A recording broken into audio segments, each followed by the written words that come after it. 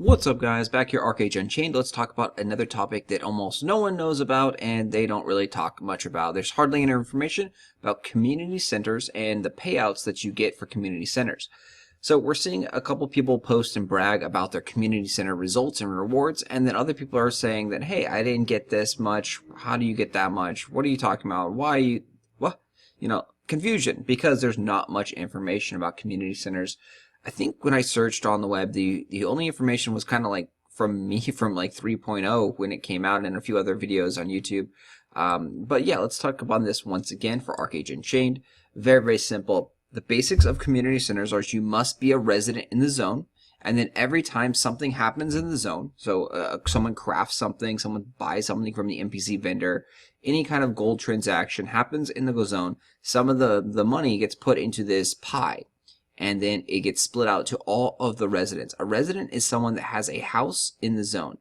You can see the resident tab right here. You click on this, it says you have to have either a small house, a medium house, a large house, medium bungalow, large bungalow, or a manor. Farms do not count to be a resident.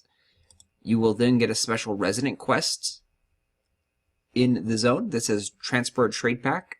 That will get you a blue salt bond every day. They will also allow you to consume these blue salt bonds at a community center's specialty workbench right here, the construction window. So right here's the tab. It says 10 labor and 1 blue salt bond to develop the community center. So you spend your blue salt bonds here and 10 labor to make the community center stronger, get it up to level 3 so you can access the shops and the vendors in the special community center, because every community center has a special vendor.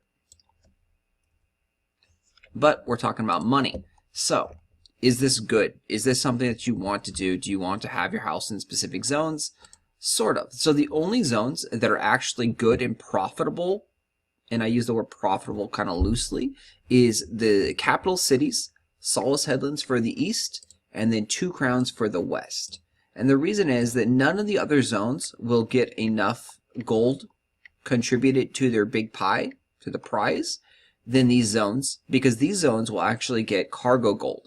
So every time you buy cargo is going to put some gold into the community fund, and it gets split up by all the residents. So that's why you're seeing some people post some big results. We'll show you a little bit later this guy who got probably the highest results I've ever seen, and probably the highest results there ever will be, of 21 gold per blue salt bond.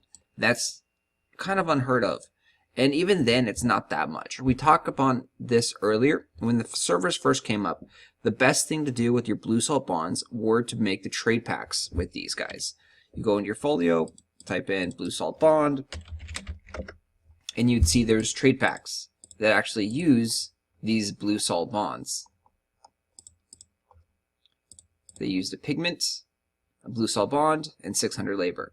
And they would generally trade in for about 90 gold. So it was a really, really good value for the first week or so when these were at 130%, getting you around 10 silver per labor and 90 gold right away. Great value. The problem with doing community centers is you had to be in that capital city and you had to wait 15 days. So once the community center ranks up, it needs to get to rank 3. So you need to have people that are contributing. So this is a rank 2. It needs 216 more blue salt bonds to get to rank 3. Once it gets to rank 3, it starts the timer. And it's a 15-day timer, and then it will derank. And at that 15-day timer mark, the payout will happen.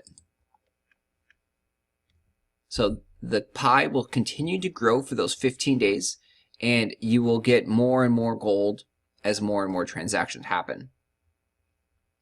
15 days pass and you get money. So that's why you're starting to see people post on Reddit and Discord is these pie payouts, because 15 days have passed, rank 3 has happened, and you're getting results. So here's, for example, on our server, I owned a residency in Solace Headlands because, hey, that's the best one, you know, it's the only one that's going to matter. And our payout was 8 gold and 80 silver. Horrible. Horrible, horrible, horrible value, in my opinion, for the blue salt bond. So I spent only 1. The amount that you get will roughly be the same It depends on how many people contribute to the zone and how much gold is in there. But everybody that contributed to the Saul's Headland zone is roughly going to get exactly 8 gold and 80 silver per blue salt bond. That value will stay the same this period. Next time, the value will dramatically change because the gold value will be significantly lower. The pace of the zone increasing is going to go up significantly now that there's a lot more residents. So in the beginning, there was not many people that were residents. People didn't necessarily know about this. People are now talking about this. And overall, just the pace is going to be quicker for the zones to rank 3. That means that the amount of gold that you get is going to be a lot less, which makes these a lot worse. So, again, 8 gold, not that great. There's something else that you can use your blue salt bonds for currently, and that is if you have heroes on your faction, you can trade them in for honor. The conversion rates are pretty good. It's about 1 blue salt bond for about 500 honor or so, depending on which quest you do.